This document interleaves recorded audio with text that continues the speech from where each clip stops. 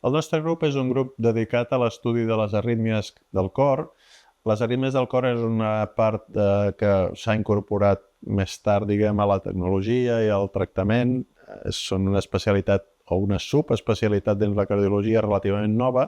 i el nostre grup té des d'una part de recerca translacional amb animals d'experimentació fins a una part de recerca clínica de noves tecnologies i les noves maneres de curar les arrítmies. Que el grup s'ha anat fent gran en el sentit que hi ha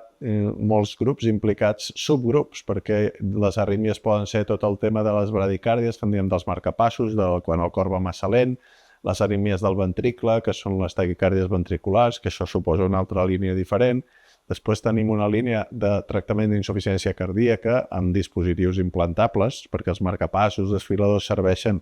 per aquests malalts amb insuficiència cardíaca, i després també hi ha tot el camp de les malalties mort sobtada genètica, etc. Per tant,